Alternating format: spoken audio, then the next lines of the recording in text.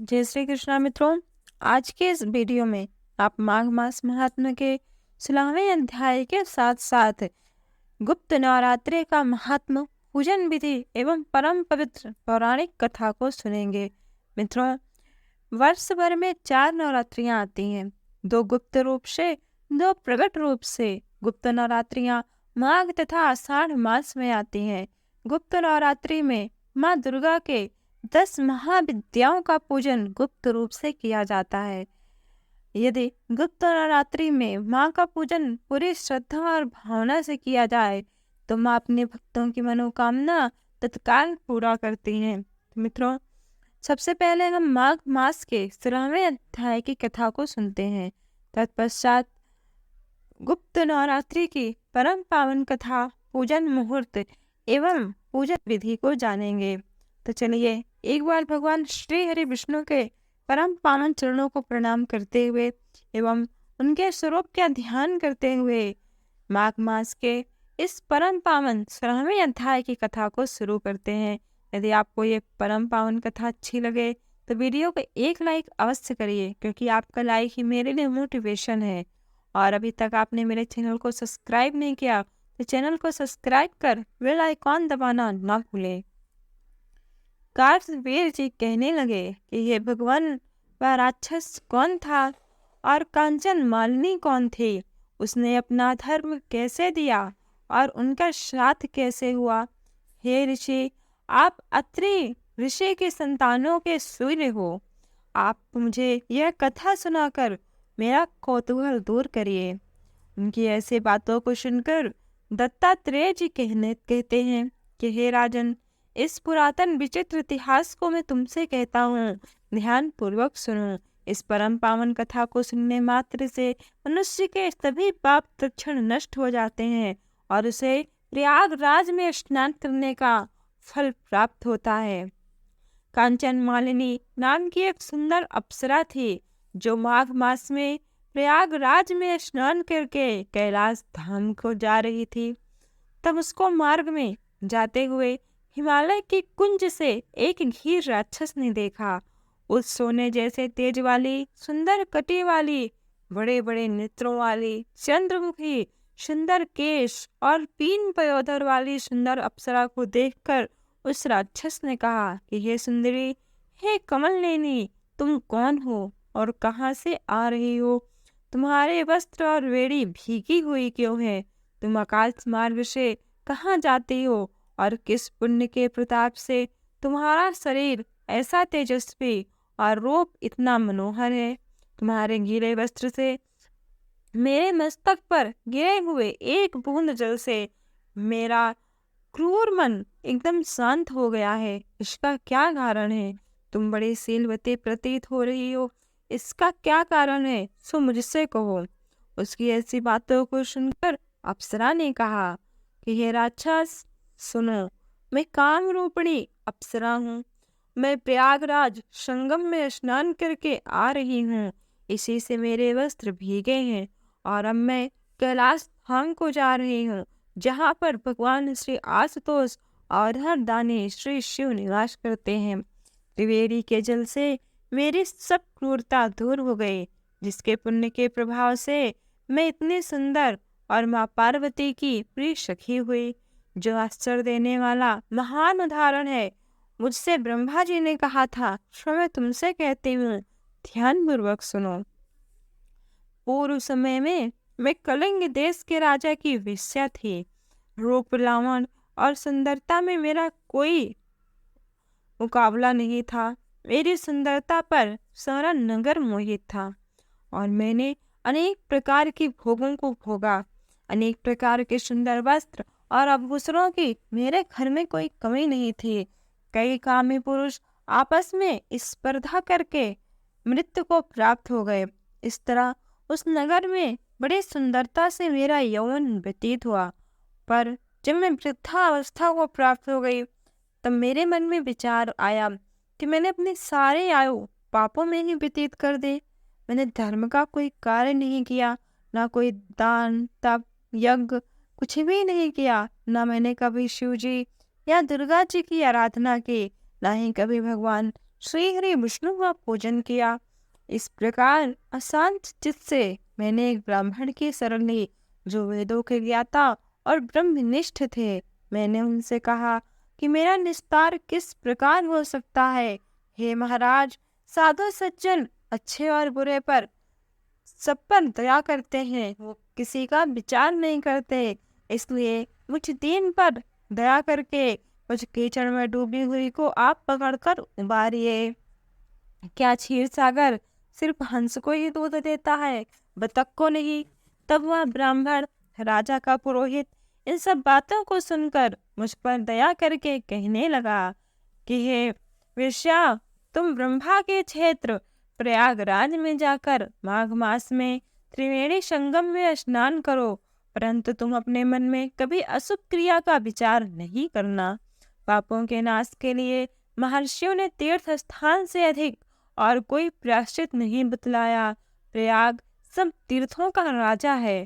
प्रयागराज में तुम स्नान करने से अवश्य ही पवित्र होकर स्वर्ग को जाओगी। हे भामिनी, पुराने समय में गौतम ऋषि की पत्नी को देखकर इंद्र ने काम की वशीभूत होकर कपट रूप में उससे भोग किया था। इसलिए गौतम ऋषि द्वारा श्राप दिया गया और उसका शरीर अत्यंत लज्जायुक्त हजारों भगों वाला हो गया था। तब इंद्र नीचा मुंह करके अपने पाप कर्मों की बुराई करने लगा और वह मेरु पर्वत के शिखर पर स्वच्छ जल वाले सरोवर के एक स्वर्ण कमल से भरे हुए कोटर में घुस गया और अपने पाप को धिक्कारता हुआ कामदेव की बुराई करने लगा। यह सब पापों का मूल है। इसी के वशीभूत होकर मनुष्य नरक में जाते हैं और अपने धर्म, कीर्ति, यश और धैर्य का नाश करते हैं। इंद्र ऐसा सोच रहा था, सो इंद्र के बिना सारा देवलोक शोभाहीन हो गया। और तब जब सब देवलोक शोभाहीन हो गया, तब देवता, गंधर्व, किन्नर, लोकपाल इंद्राणी के सहित गुरुदेव बृहस्पति जी के पास जाकर पूछने लगे कि महाराज, इंद्र के न रहने से स्वर्ग ऐसा शोभाहीन हो गया है जैसे सतपुत्र के बिना श्रेष्ठ कुल। इसलिए स्वर्ग की शोभा के लिए कोई क्रिया सोचिए, इस विषय में देरी नहीं लगानी चाहिए।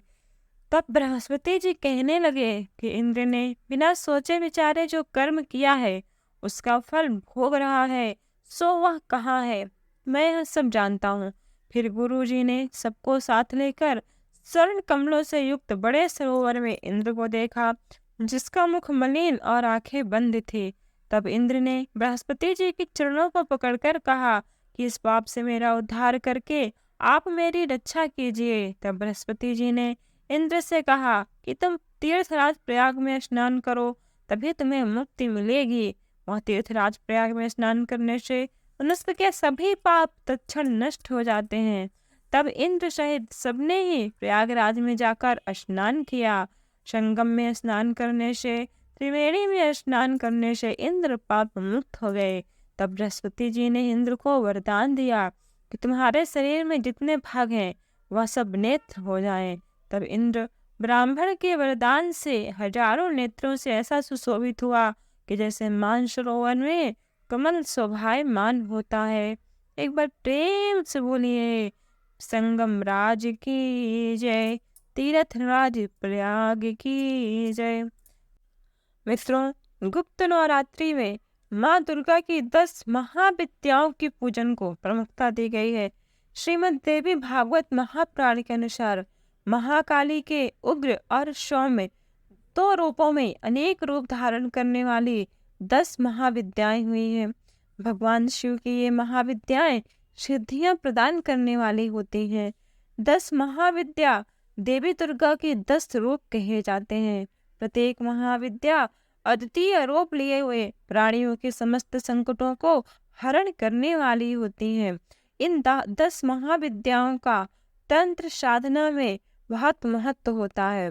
मित्रों, जो लोग तंत्र साधना का पूजन करते हैं उनके लिए गुप्त नवरात्रि अत्यंत महत्वपूर्ण है। तथा साथ ही मित्रों, यदि आप किसी संकट में घिरे हैं, शत्रुओं से घिरे हैं, आपको कोई रास्ता नहीं दिख रहा, तब भी ये गुप्त नवरात्रि आपके लिए विशेष कारगर साबित हो सकती है।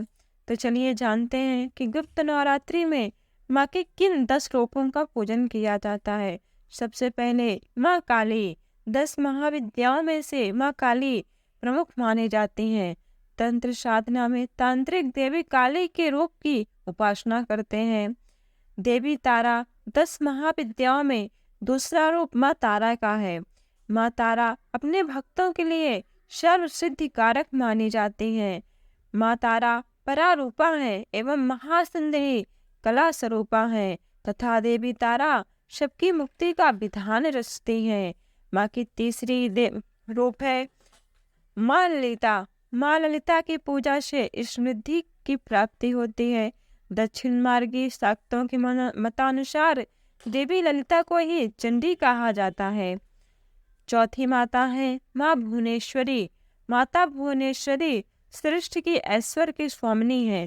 भुवनेश्वरी माता सर्वोच्च सत्ता के प्रतीक है। इनके मंत्र को समस्त देवी देवताओं की आराधना में विशेष शक्तिदायक माना जाता है। माँ का 5वां स्वरूप है त्रिपुर भैरवी। माँ त्रिपुर भैरवी तमोगुण एवं रजोगुण से परिपूर्ण है।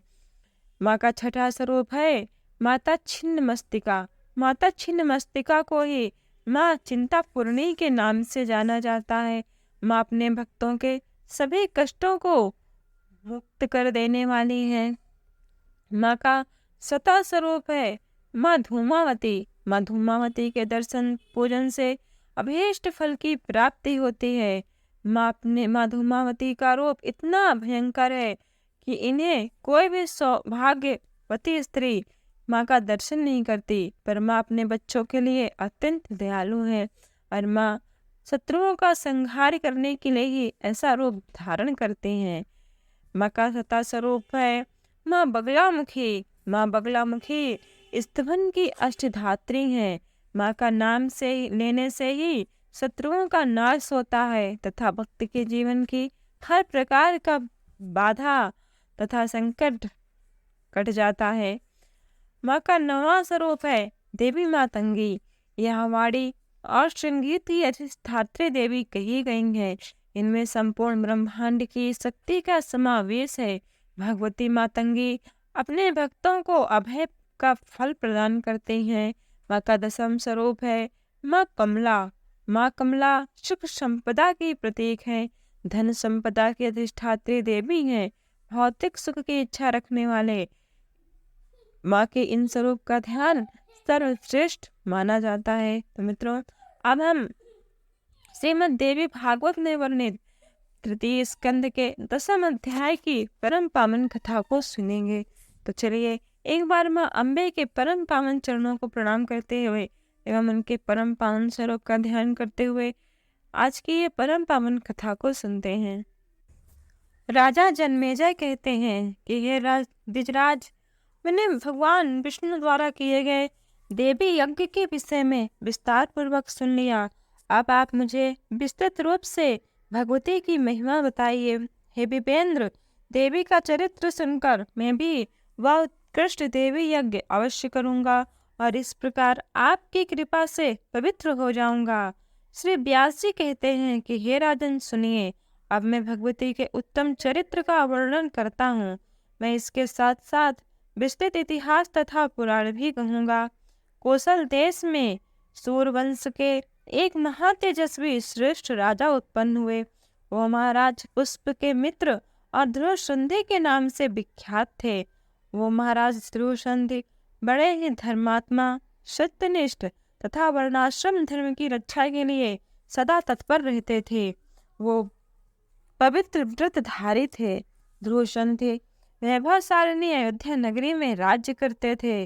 उनके राज्य में ब्राह्मण, क्षत्रिय, वैश्य, शूद्र तथा द्विजगण तथा अन्य सभी अपनी अपनी जीविका में तत्पर रहकर धर्म पूर्वक आचरण करते थे। उनके राज्य में कहीं भी चोर, निंदक, धूर्त, पाखंडी, कृतघ्न तथा मूर्ख मनुष्य निवास नहीं करते थे। हे कुरुश्रेष्ठ, इस प्रकार धर्म पूर्वक राज्य करते हुए उन राजा की रूपवती तथा आनंदोपभोग प्रदान करने वाली 2 पत्नियां थी। उनकी धर्मपत्नी मनोरमा थी, जो सुंदर रूप वाली तथा परम विदुषी थी, और दूसरी पत्नी लीलावती थी। वह भी रूप तथा गुणों से संपन्न थी। महाराज ध्रुवचंद उन दोनों पत्नियों के साथ राजभवनों, उपवनों, क्रीड़ा पर्वत, बावलिया तथा विभिन्न महलों में विहार करते थे।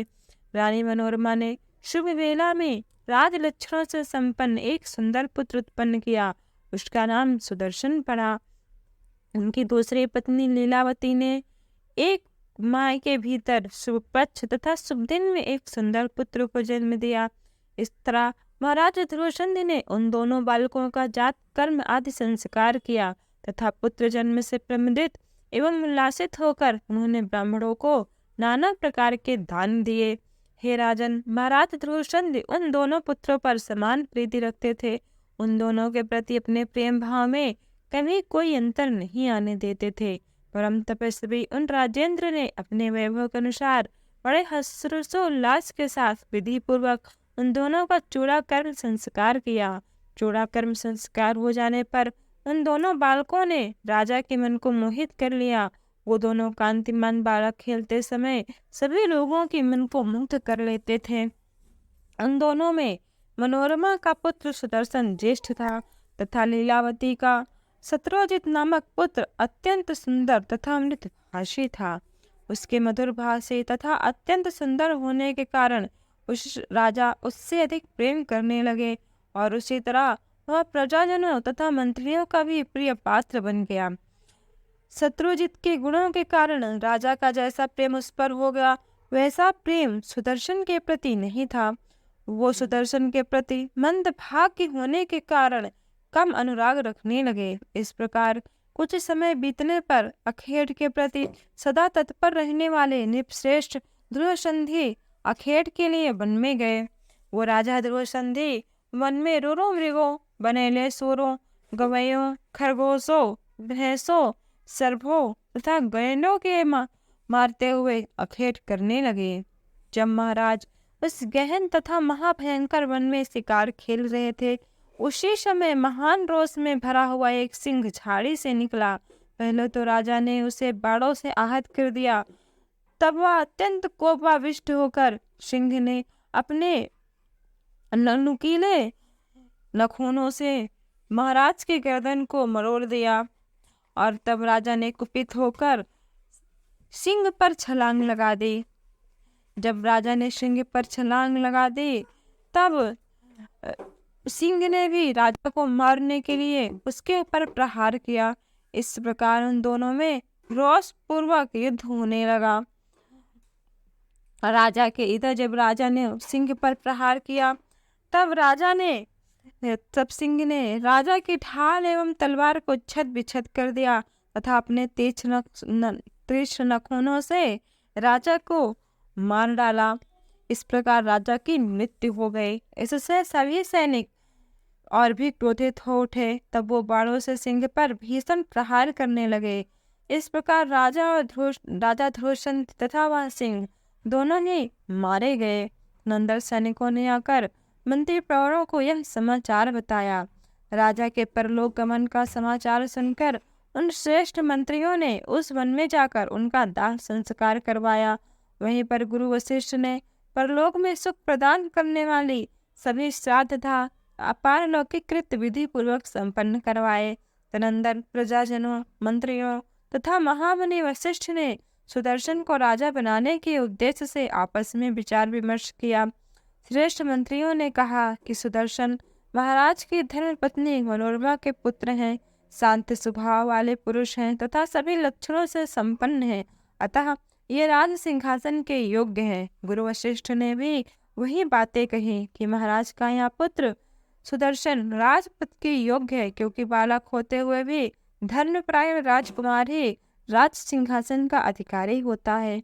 वयोवृद्ध मंत्रियों के द्वारा इस प्रकार विचार करने के उपरांत यह समाचार सुनकर उज्जैनी नरेश राजा युधाजित शीघ्र ही वहां आ गए।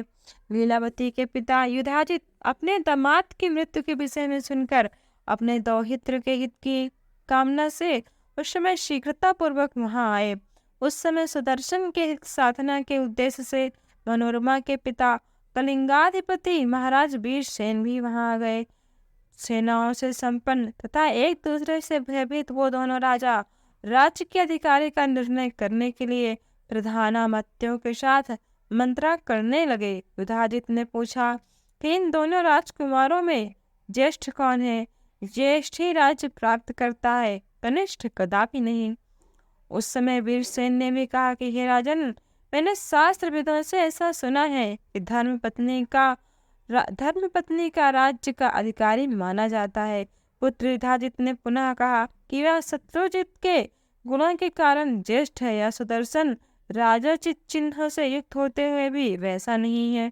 अपने अपने स्वार्थ के वशीभूत उन दोनों राजाओं ने वहां विवाद करने लगे।